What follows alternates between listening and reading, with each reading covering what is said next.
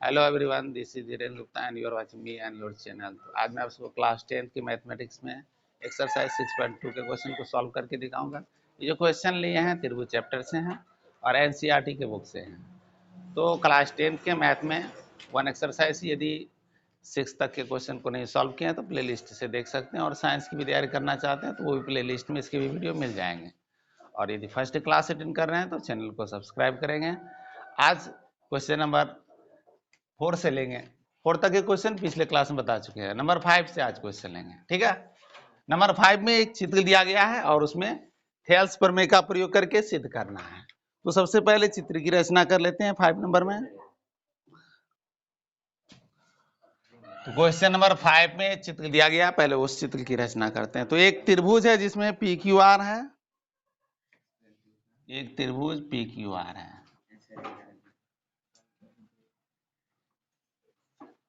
और इसमें एक अन्य त्रिभुज की भी रचना की गई है इसके अंतर में। और जो त्रिभुज हैं इस प्रकार, एक त्रिभुज की रचना इस तरह से की गई है, ठीक है। दूसरे त्रिभुज भी इधर बनाए गए हैं,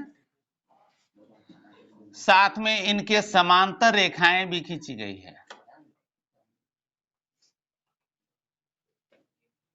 इनके समांतर रेखाएं भी खींची गई है। और एक कार्य कर लिया गया है, वो है इन रेखाओं के जो समांतर रेखाओं के बिंदु जो है स्पर्श बिंदु, उनसे भी एक रेखा की रचना की गई है जो इस प्रकार से है।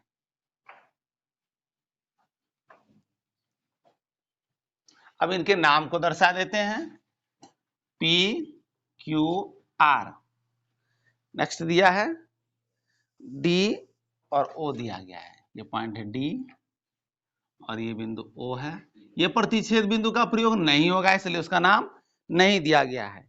ई एफ साथ में है। कथन में क्या दिया गया है उसको क्लियर कर लेते हैं। तो प्रश्न में दिया गया है आकृति 6.20 में डी समांतर ओ क्यू और डी एफ समांतर ओ आर है, दर्शाएं ई एफ समांतर क्यू आर है। तो दिया गया क्या है उसको लिखते हैं डी समांतर ओ क्यू है, दिया है डीई समांतर ओ क्यू और साथ में एक समांतर रेखा और भी दिया गया डी एफ समांतर ओ आर, डी एफ समांतर ओ आर, ये दिया गया है। और सिद्ध क्या करना है, सिद्ध करना है ई एफ समांतर क्यू आर, सिद्ध करना ई एफ समांतर क्यू आर। क्वेश्चन तो क्लियर हो गया। कैसे सिद्ध करेंगे अब ये बात देखना है। बहुत ही आसान है इसको सिद्ध करना। थेल्स प्रमेय जानते अच्छी तरह से, पिछले क्लास में बता चुके हैं। थेल्स प्रमेय को फिर से समझ लें उसको। थेल्स प्रमेय में एक त्रिभुज हो, कोई भी त्रिभुज ले सकते हैं, उसके किसी भी एक भुजा के समांतर एक रेखा खींच सकते हैं, ठीक है। नाम यदि हम एबीसी लेते हैं तो इस तरह से एबीसी होगा और इसको प्रतिच्छेद बिंदु डीई हो गया। तो इसमें अनुपात क्या होता है, AD by DB AE by EC अनुपात होता है। थेल्स प्रमेय यही कहता है AD by DB equal to AE by EC होता है। इतना ही तो याद रखना है, सब कार्य हो जाएगा बहुत ही आसान। तो इसको समझ लेते हैं कैसे करेंगे। इसका प्रयोग करके सिद्ध करना है। तो जब एक भुजा के समांतर एक अन्य रेखाएं खींचते हैं तो अन्य दो भुजाओं को समान अनुपात में विभाजित करती है। थेल्स का प्रमेय है। यहां क्या देखते हैं, इस सवाल में देखते हैं कि ये दो जो है जिसके नाम DE और OQ है, यानी DE और OQ ये दोनों समांतर है। तो त्रिभुज क्या है? PQO या OPQ कर सकते हैं। तो प्रमाण में सबसे पहले लेंगे इस त्रिभुज में इसके समांतर रेखाओं के अनुसार इन दोनों भुजाओं का अनुपात कर लेंगे, ठीक है। फिर इस त्रिभुज की बात करेंगे, इस त्रिभुज में यानी OPR वाले त्रिभुज में देखेंगे, इसमें संगत भुजा का अनुपात कर लेंगे। तो ये तो कॉमन आ जाएगा, ठीक है। PD बाय DO कॉमन आ जाएगा, कॉमन आ जाएगा तो इस आधार पर ये दोनों अनुपात बराबर होंगे। जब ये दोनों अनुपात बराबर होंगे तो थेल्स प्रमेय से क्या सिद्ध होता है? उसके विलोम का प्रयोग करके सिद्ध करेंगे, ये दोनों समांतर हैं। समांतर सिद्ध करना हो तो विलोम का प्रयोग करेंगे, अनुपात सिद्ध करना हो तो प्रमेय का प्रयोग करेंगे। तो प्रमाण में लिखते हैं, सबसे पहले प्रमाण में लिखना पड़ेगा एक त्रिभुज ये जो दिए गए हैं इसके नाम OPQ। तो ट्रायंगल OPQ में लेते हैं, इसमें दिया गया ये मान है DE पैरेलल है OQ के। अब जब समांतर है तो इसलिए थेल्स प्रमेय से क्या होगा? थेल्स प्रमेय से,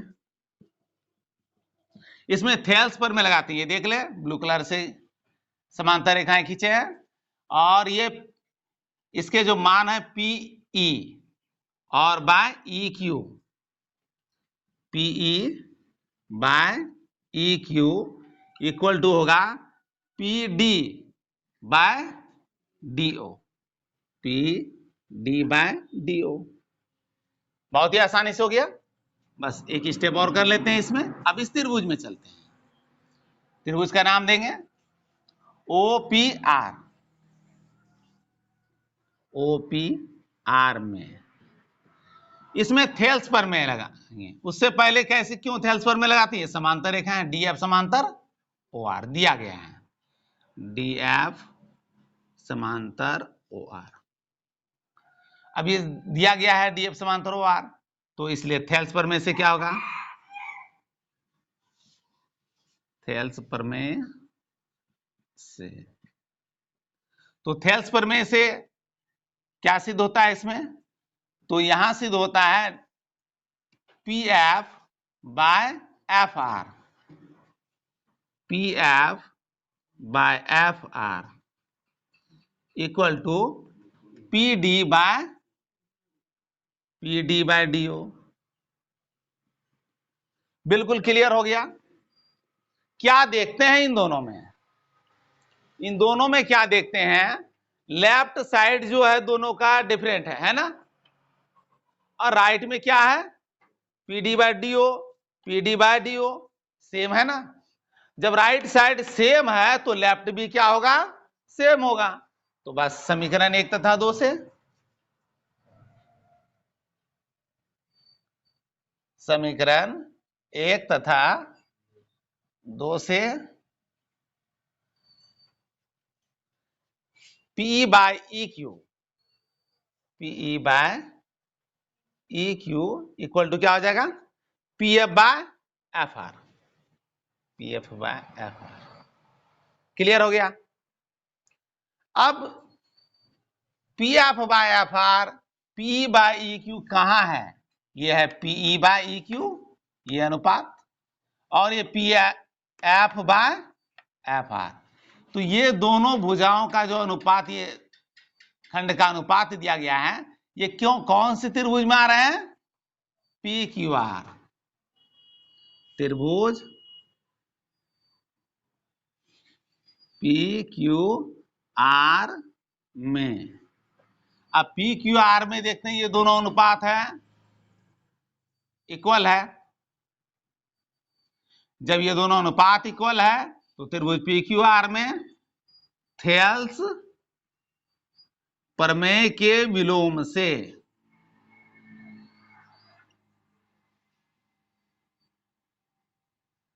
संगत भुजा अनुपातिक है तो समांतर रेखाएं होती है, विलोम कहता है। तो विलोम से सिद्ध क्या होता है? EF समांतर QR। प्रोब। बहुत ही आसानी से इसको क्लियर कर सकते हैं। नेक्स्ट क्वेश्चन देखेंगे इसका। नेक्स्ट क्वेश्चन को देखते हैं। नंबर 6 में क्या दिया गया है? तो नंबर 6 में दिया गया क्वेश्चन है, पहले चित्र की रचना कर लेते हैं, उसके बाद क्वेश्चन क्लियर होगा।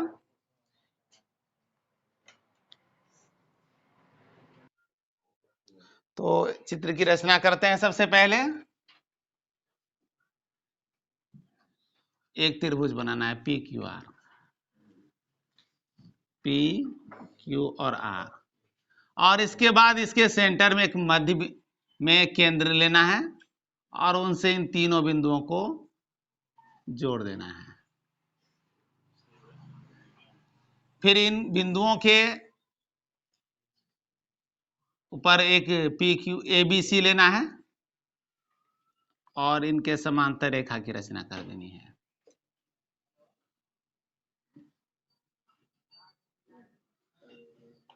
वो है ए बी सी। तो क्वेश्चन क्या दिया गया जरा उसको समझ लें। तो आकृति 6.21 दिया गया है में क्रमशः ओपी, ओक्यू और ओआर पर स्थित बिंदु ए बी सी इस प्रकार है। ए बी समांतर पी क्यू और ए सी समांतर पी आर है। दर्शाइए कि बी सी समांतर क्यू आर। तो सिद्ध करना है बी सी समांतर क्यू आर। दिया गया क्या है उसको ले लेते हैं पहले। दिया है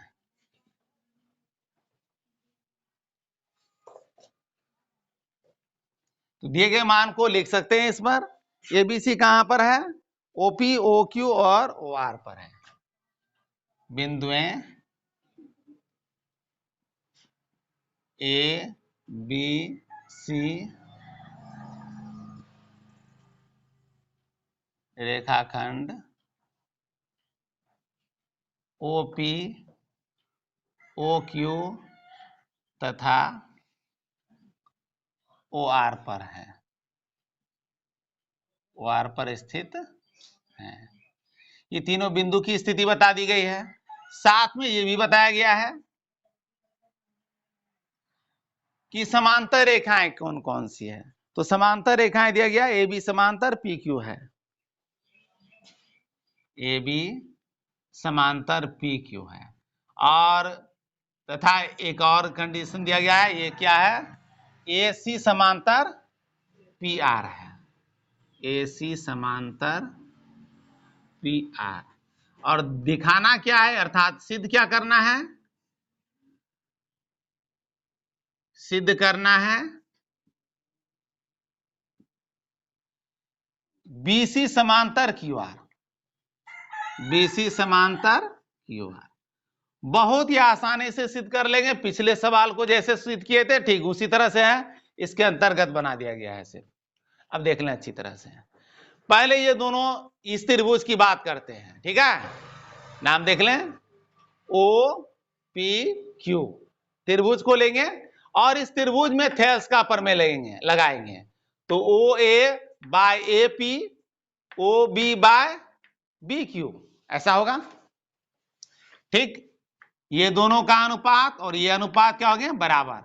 अब इस त्रिभुज की बात करते हैं, इधर राइट साइड। इस त्रिभुज में भी ये दोनों समांतर है, तो थेल्स पर में लग जाएगा O C by O R, O A by A P. तो यहां ओ ए बाय ए पी ये वाले त्रिभुज में भी है और इसमें भी है। तो समीकरण 1-2 से क्या हो जाएगा? O B by O Q, B Q, O C by O R, या सी आर है।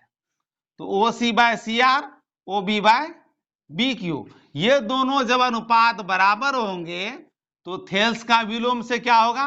ये दोनों समांतर होगी। यही तो सिद्ध करना है, बीसी समांतर क्यू आर। बहुत ही आसान है, लिखते हैं इसको। पहले त्रिभुज इसमें आना है, पहले डिसाइड कर लेना है सिद्ध क्या करना है, कैसे करेंगे, ठीक है? तो त्रिभुज ओ पी क्यू में, त्रिभुज ओ पी क्यू में इसमें क्या देखते हैं? O A by A P, O A by A P. इधर लेते हैं O B by B Q, O B by B Q. पहला तो हो गया। क्यों ऐसा हुआ इसके कारण भी दिखा देते हैं, क्योंकि ए बी समांतर पी क्यू है। ए बी समांतर पी क्यू, ठीक है, और इसलिए थेल्स प्रमेय से, थेल्स प्रमेय से, तो ये थेल्स प्रमेय से ये साबित होता है। ठीक इसी तरह से इस त्रिभुज में चलेंगे, त्रिभुज O P R, O P R में इसमें समांतर क्या दिया गया है, यहां समांतर दिया एसी समांतर पी आर, एसी समांतर दिया गया पी आर, और इसमें भी थेल्स प्रमेय लगाएंगे, इसलिए थेल्स प्रमेय से, थेल्स प्रमेय से क्या सिद्ध होगा इसमें, थेल्स प्रमेय से। अब यहां पर ध्यान देने वाली खास बातें, यहां देख लें ओपी बाय एपी है, ओ ए बाय एपी है, ओ ए बाय एपी है, तो लेफ्ट साइड में है। इस त्रिभुज में समांतर के लिए हम इसको ही पहले लिख सकते हैं, इसको बाद में भी लिख सकते हैं, लेकिन दोनों के इक्वल होने वाला भाग को एक साइड में लिखेंगे तो सिद्ध करना बहुत ही आसान लगता है, ठीक है, इसलिए ओ ए बाय एपी को पहले हम लिखेंगे, ओ ए बाय एपी हो गया इसमें, ओ C by C R, O C by C are, बिल्कुल क्लियर है इसमें। अब क्या देखते हैं दोनों में, दोनों में देखते हैं कि एलएचएस जो है O A by A P, O A by A P equal है, दोनों में है इक्वल, तो आरएचएस भी क्या होगा, इक्वल होगा। तो जब दोनों बराबर होंगे तो ये समीकरण 1 तथा 2 से, और ये समीकरण 1 तथा 2 से किसमें सिद्ध हो रहा है, तो त्रिभुज पी क्यू आर में।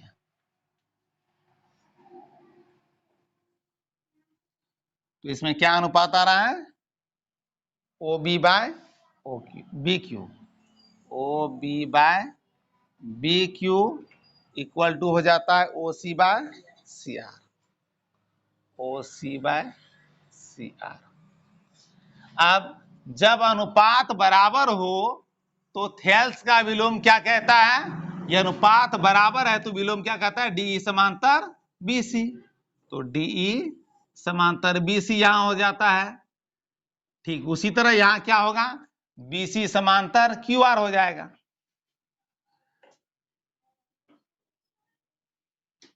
त्रिभुज पी क्यू आर में थेल्स प्रमेय के विलोम से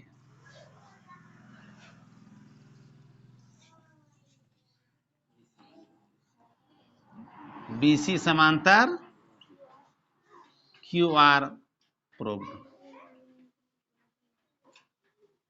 बहुत ही आसानी से इसको सिद्ध कर दिए।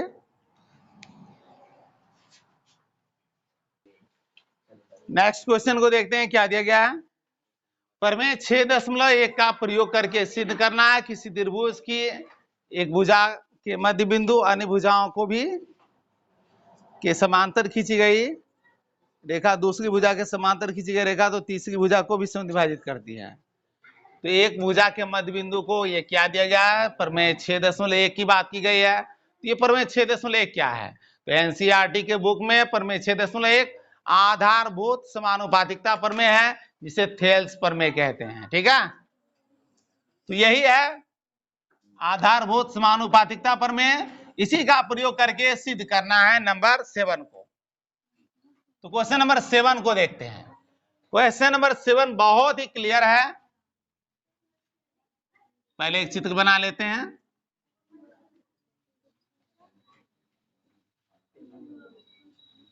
एबीसी त्रिभुज का नाम दे देते हैं, और एक भुजा के मध्य बिंदु ए बी का मध्य में लेना है डी बिंदु, और उसके बीसी के समांतर रेखा खींच देना है। ठीक है, तो प्रश्न ये कह रहा है कि ये ई भी जो है, ई ए सी का भी मध्य बिंदु होगा, यही सिद्ध करना है। ठीक है, तो दिया है त्रिभुज ए बी सी में, मान लिए इसमें, माना कि एबीसी नाम का एक त्रिभुज दिया गया है, पी क्यू आर पर भी बना सकते हैं इसको। तो त्रिभुज एबीसी में दिया है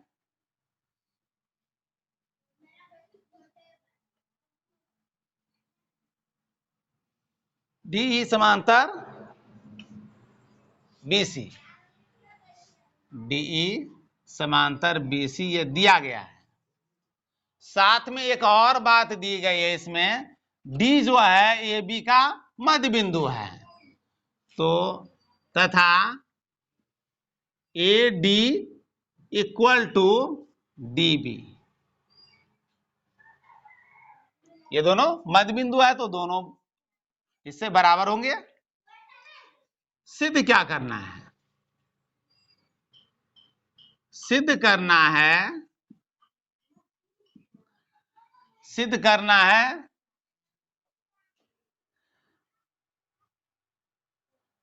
एक भुजा के मध्य बिंदु से होकर दूसरी भुजा के समांतर खींची रेखा तीसरी भुजा को समद्विभाजित करती है। सिद्ध करना है तीसरी भुजा को समद्विभाजित करती है, यानी ए ई इक्वल टू ई सी, ये सिद्ध करके दिखाना है। अब कैसे सिद्ध करेंगे? तो सबसे पहले प्रमाण में आगे बढ़ते हैं, थेल्स प्रमेय को लेकर के। त्रिभुज ए बी सी में क्या दिया है? डी समांतर बी सी दिया गया है।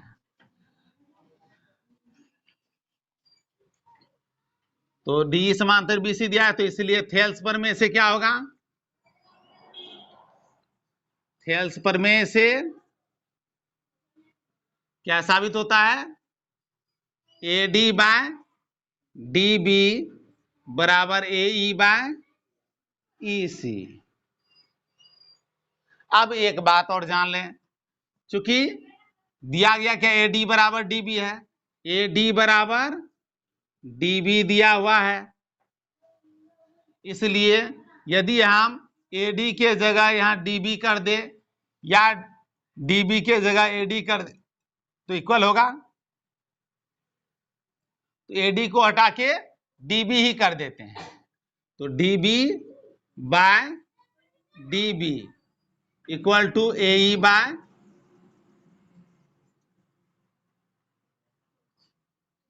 ई सी हो गया। ये दिया गया है, ठीक है, ये दिया गया मान है A D by equal to D B. ठीक है, अब यहां क्या देखते, बहुत ही आसानी से डीबी बाय डीबी है तो वन टाइम में तो कट जाता है, जब भी रहते हैं 3/3 रहता है तो क्रॉस कर देते हैं ना वन टाइम में, वैसे डीबी बाय डीबी कट गया, कितना आएगा? 1 तो यहां हम क्या देखते हैं,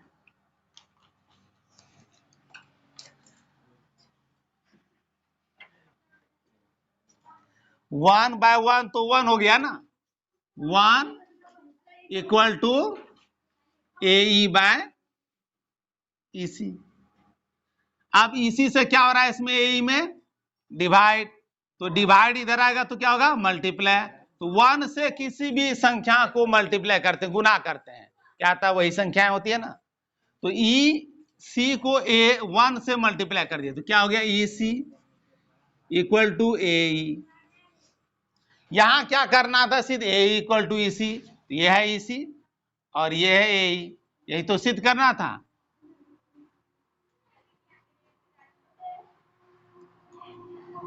इसी इक्वल टू ए प्रूव्ड। इस तरह से बहुत ही आसानी से प्रमाणित होता है थेल्स प्रमेय का प्रयोग करके ये सवाल। तो नेक्स्ट क्वेश्चन को नेक्स्ट क्लास में लेंगे, मिलते हैं नेक्स्ट क्लास में। Thank you.